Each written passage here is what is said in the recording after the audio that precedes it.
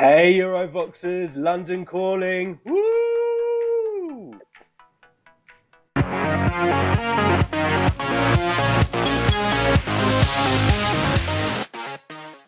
Hey Eurovoxers, Andy, Elliot and Laura here, and we are here to talk about the UK. So today the BBC released the 6 entries that will be taking part in Eurovision You Decide, and we're here to go through them one by one and let you know what we think. I feel love in my city. I feel love everywhere I go. I feel love always with me. It's the kind of love that takes me home. I feel love. It's fine. It's nice. It kind of reminds me of Bang Bang in the pre-chorus. Like, it's building up something that has that sort of like broken beat feeling you got from Bang Bang. I was expecting it to really go somewhere. It kind of gave me like Eugene vibes, but with a bit of attitude. And then it cuts to the chorus, which just feels like a completely different, light-hearted country song pop thing shoved in. And it's fine, and it's a pleasant 3 minutes, but I don't really remember it after it's finished, and I do feel like if it goes to Eurovision, it's one of those songs where you go, oh, that was nice, and then you forget it 2 or 3 songs down the line. As girl groups go, their harmonies are pretty great, you know, they're not going to be like Cerebro when, you know, screaming down the place or anything, but I still think it's nice and it's good to have a girl group in the selection at least. I mean, yeah, I do agree. It's a kind of perfectly pleasant pop song, but I think it's like biggest catch is that it's not catchy. I listened to it, it was fine, but if you said to me now, remember it, I couldn't. Like, it's a nice song, but you won't be singing it when you hear it. I have to say that I quite liked this one. It's a nice poppy song. For me, it's, you know, it's very happy, and they were talking before the release about kind of the feel-good nature of the song. Maybe the lyrics were a little bit cheesy, kind of, was it like, you know, we feel love in the city, but their vocals sound really good. As with anything, we need to see it performed live, but these girls sound like they might be quite good singers, so if they've got their harmonies right, with a good performance, you know, this could potentially be one to watch. It depends kind of how much fun they bring to the performance. With a happy song, you need a lot of fun. So it'll be interesting to see if they do pull it off in Brighton in a couple of weeks' time. But all in all, it's good. It didn't kind of light my fire, but you know, not a bad song. I think this is very much down to how they perform it live. The song itself is perfectly pleasant, but the thing that will take it into the kind of next level is if they can do the harmonies really well live. That's a big difference. I have to say, when I was listening to it, I got a real sense of kind of Girls Aloud, Xenomania, kind of the structure of the song, maybe a little bit the Saturdays. This sounds like a film song. It sounds like the end credits of a film soundtrack. Like, it just plays on in the background. And it also feels like if this act ever had a revival, this could be like the happy get on your feet sort of dance song. So guys, Gladstone, thumbs up, thumbs down for this one. Can I do this? Yeah, I like it more than I dislike it, so thumbs up, I guess. It's not my bottom, it's not my top. like you and me, we're making that history, and now the whole world can see that we be legends tonight. Legends tonight. Hey, yeah, yeah, yeah. Hey, yeah, yeah, yeah. We legends tonight. So this instantly blew up as the, I can't believe I'm about to say these words, Yes Queen Slay song, which happens in every selection. Like, everyone's like saying, we need to send this, it's such a bop, it's this, it's this, it's this, and I will give her credit. She does not sound 16, and she does not perform like she's 16 in this song. Britain's Got Talent finalist, so there is the talent there. But this song, as great as it is, because it's got the dance breakdown, it's very different, it's kind of got sort of like tribal elements, you can hear she's really going for it, and its production is fantastic. But that last minute, it falls apart completely. They slow it down like someone's pulled a plug on it.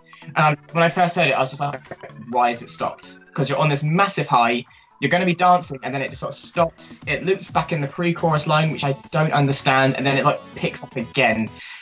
And it just feels like they just had too many ideas and too many elements they wanted to throw into this song. And I feel like if it does get selected, because it very well could be, you know, Legends was one of the songs when this leak came out, which was the only thing that was true, was there was a song called Legends. If they do revamp it or tweak it, they need to tidy it up, because the talent's there and it does have potential to do really well. It just feels a bit frantic and manic at the moment. And I feel like she will nail it live, but I am worried it's going to come across a bit too loud and busy and in your face, and it might push people away. But all in all, it is a cracking song. She does sell it fantastically. So this is my favourite. I think it's different. I think it's got some sort of interesting musical trills. I think that it has a big build up to a chorus that doesn't quite deliver. That's the kind of stuff that when they all get their revamp post being selected, I think that could be fixed. But I think the song is good. Again, she's got the live experience, I suspect the voice. It is my favourite. I think it's interesting.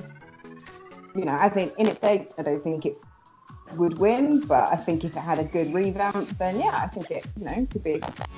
So I love this song. I was quite excited when I saw about the artist reveal earlier today, and she was talking about it kind of with tribal elements. Had no idea what to expect. And this is, for me, I think this is kind of the Margaret of Poland's selection a couple of years ago. So one people seem to be talking about, and it's the most radio-friendly current song, I think, in this lineup. Now, although we haven't seen her perform it, you know, some of the pictures that the BBC have released, she looks, you know, she kind of joking around, having fun in a few of them. So my only concern with this is that when she performs a song, she's, you know, she might bring too much attitude and seriousness, and she really needs to have fun with this song to get the audience involved. It's interesting that you both picked up on revamp, because this was exactly my thoughts as well. I think this song could be a total banger, but I think it does need a bit of a revamp. I'm happy that the BBC is selecting early, so it does give time. And, you know, with Lucy last year, we saw that, you know, they don't rest on their laurels, so they will listen to fans. If people are saying a song needs to be revamped, you know, they'd be happy to revamp it.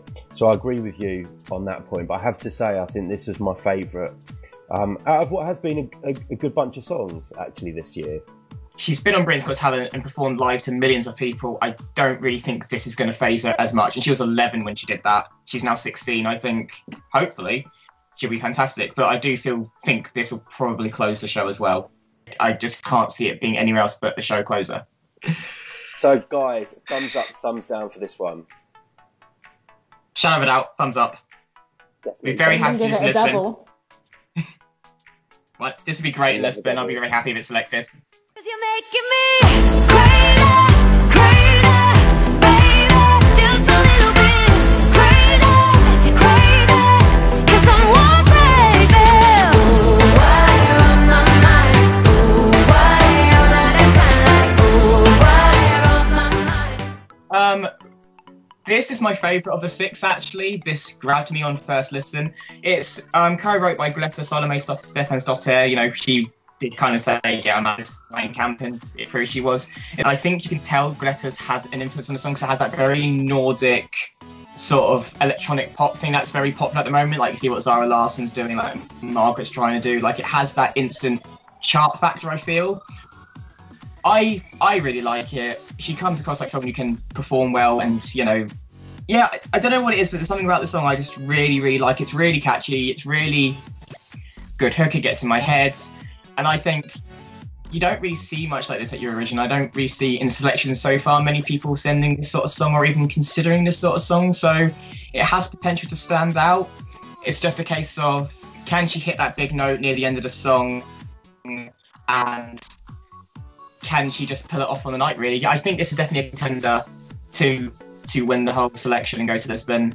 But it again comes down to the staging and her live performance, really. But personally, I really like it. It is my favourite of the six, and yeah, big fan of it. It's probably my second favourite. I do agree. I think it's modern sounding and clean, which is appealing. I think it's the kind of thing that if you released it as a pop song would probably be quite successful. But Eurovision songs usually have to have that extra something, and for me it doesn't quite have that, which is why it's not my favourite. I still really like it. I think it's a good pop song, but for me it's just kind of lacking that extra magical element, whatever that may be. I think for me too, whenever I listen to these songs, I always get an image in my head of seeing them on a huge Eurovision stage in an arena. I think this is a great song with a good hook that would be good on radio, but I was trying to imagine it performed on a Eurovision stage. I couldn't quite get it. I didn't feel like it would light up the arena. However, we're talking about revamps before. You know, the BBC are up for revamping songs. I think this is another song that would need it. If it was chosen to go to Lisbon, I'll still be quite happy. I'll be behind it. This girl sounds like she's got a lot of experience as well. I think she's performed around the world. You know, so I don't think we would need to worry about vocals so much. I'm hoping she would pull them off quite easily. Elliot, you mentioned the high note at the end. We know what can go wrong with the high note.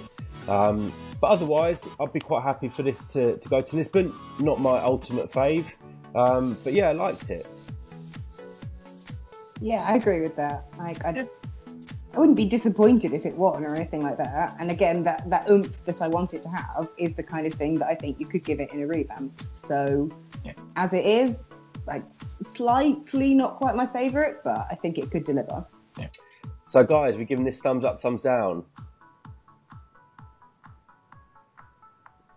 2 thumbs up from me.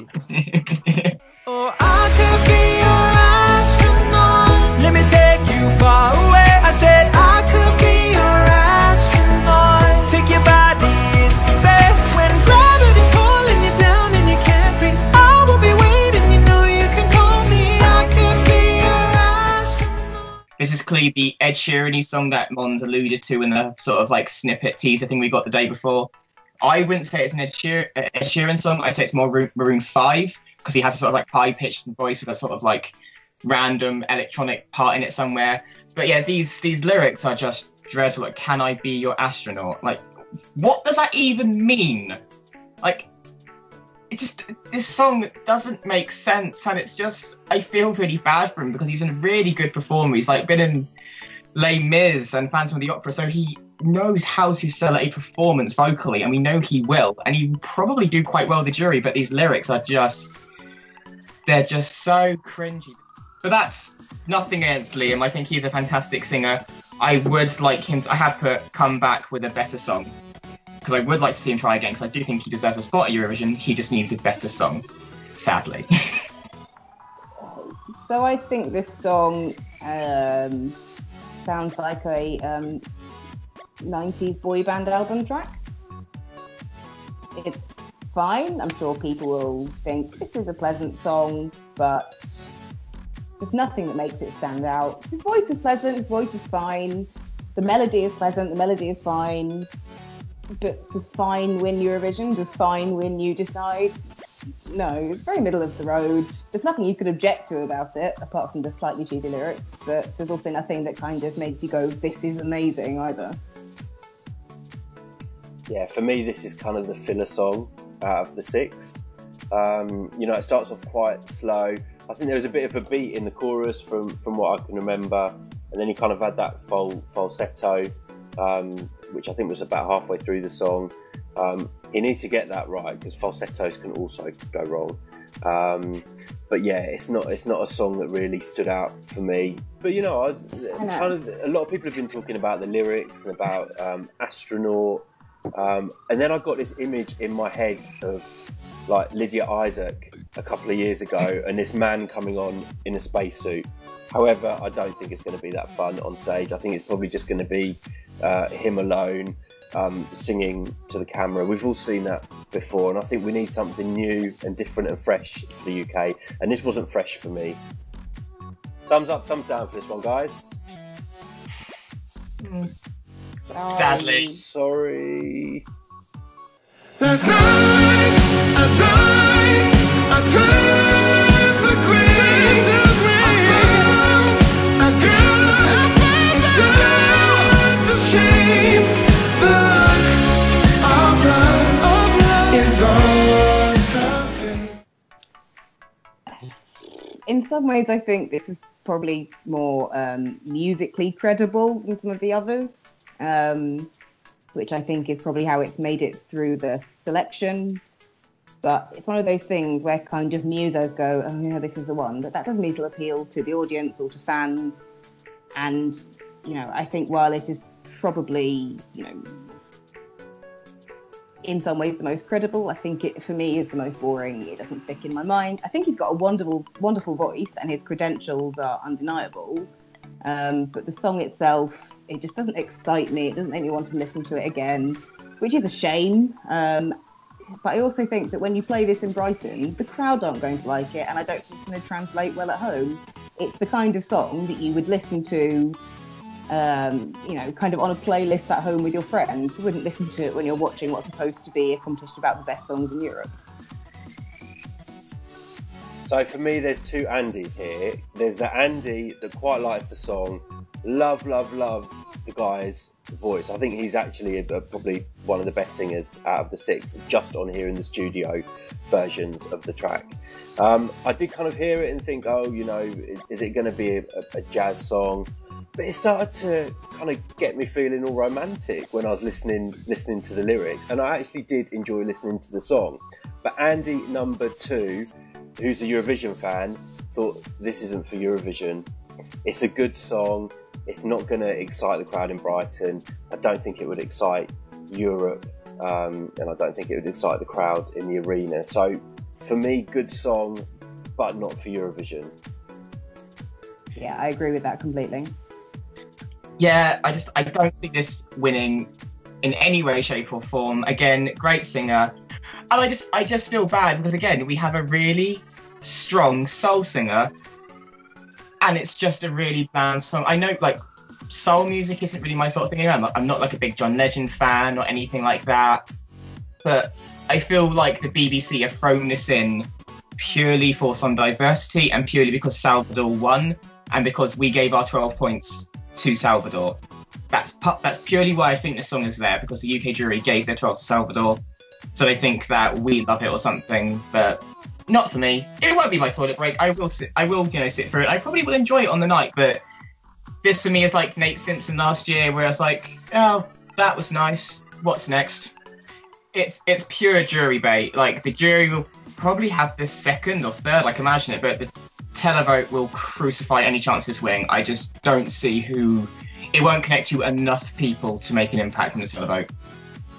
Yeah. Personally. Totally agree with you on that one. So, thumbs up, thumbs down for Jazz. For me, it goes like that to, is it going to be good at Eurovision? And it's a no. Sorry, Jazz. Sorry, Jazz.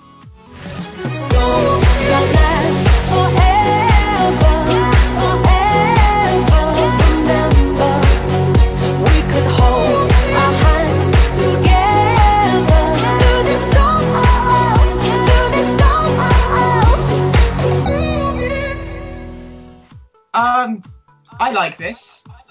It needs more though, personally, because the song is called Storm, and I feel like it doesn't have enough of a bang. I know songs don't have to be literal, but it's still missing something. I do like how it slowly builds for the entire song. It kind of gives me a 90s, early noughties dance song vibe. I don't know why, but keep harking back to experience and can they do Eurovision? I'll play set. This girl has been on the Eurovision stage twice with Blanche and Loic Notet, so if that doesn't mean you're ready for Eurovision, nothing will. And she's had the pressure of both years of the song she's backing on being a fan favourite and a potential winner. So she knows how to keep her nerve and how to get her marks perfectly. I'm excited to see this one. I do think it's a dark horse to win, and I do really enjoy it.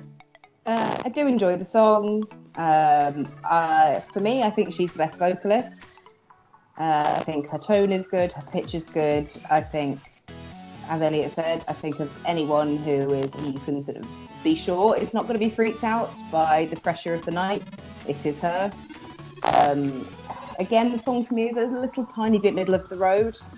But I think it's got the potential to be very brilliant by a revamp.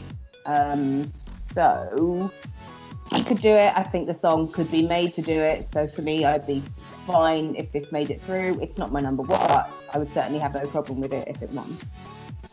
See, for me, this is your safe pair of hands. You know, it's someone that is probably going to give a good vocal performance. She's got the experience. As Elliot said, she's been to Eurovision a couple of times, so she knows how that whole kind of crazy Eurovision thing works. The song didn't excite me at first, but actually then when it got to the chorus and it got going, I could kind of see why a lot of people have been rating this as their favourite. And I think this maybe could be the one to watch on the night. Again, I'd be more than happy if this went to Lisbon for the UK. I don't think it's something as cutting edge and exciting and modern as I would like. I think it would be a bit of a safe song, but I think juries potentially might like it. You know, a good performance, it could do okay, but you know, I wouldn't be thinking top 10. But something that the UK could be proud of. I know, like, we keep saying like this is a safe song, and this isn't like a bad thing that it's a safe song, because Mons Delmalev was a safe song. Heroes was your traditional, typical pop song, which charted so well because it was a typical traditional pop song sang well. And this has a sort of mystic, not electronic, but that sort of vibe that Loic and Blanche had. So I can't see why she went down this route. And, you know, if she gets some good atmospheric staging and she nails it vocally, which I'm pretty sure she can do because she's done it twice, this could win. This still could get a decent result. It's jury bait at the end of the day because it will be different. And I feel like this could do a very similar result to Lucy, if not better. And at the end of the day, that's what we need. Just something to keep us pushing up the leaderboard, to then reaffirm more people, more acts, that Eurovision You Decide is the right formula because it's working so far. So, Suri, thumbs up, thumbs down for this one? Yeah. So, guys, that's the 6 songs. I mean, what do you think of the UK selection this year, song-wise? Overall, I think it's the strongest selection we've had since we started doing it in this format. I think it's the most varied. I think it's the most current. That doesn't mean that I necessarily think every song is a Eurovision winner, but I think incrementally we're getting better. As a whole, 6 very credible singers, 6 decent songs. Some are better than others, admittedly. But, you know, people are really shocked about how high the standard is. And I don't think we should be. You know, every year people expect this standard from us. And just because we're now finally getting it, everyone seems to be surprised about it. I'm actually really happy with the selection. I think it's going to be a great night. It's very varied. You know, good on You Decide. Just going forward, as I said every year, I just want more than 6 songs. I want 10. Patience, young Elliot, patience. Been patient for 3 years. So, guys, if you had to pick your favourite, which one would it be, Laura? Asanda. Oh, I'm stuck. Thinking to May and Eurovision and what will cause the biggest impact, I would say Asanda. I have to say it's Asanda that I want to see on the Eurovision stage, but there's a couple of others I wouldn't mind seeing as well. But Eurovoxers, as always, we would love to know what you think. Don't forget to let us know on our social media, and also let us know in the comments down there. Also, don't forget to subscribe to our channel to make sure you don't miss any of our videos. Otherwise, until next time, guys, see ya. Bye!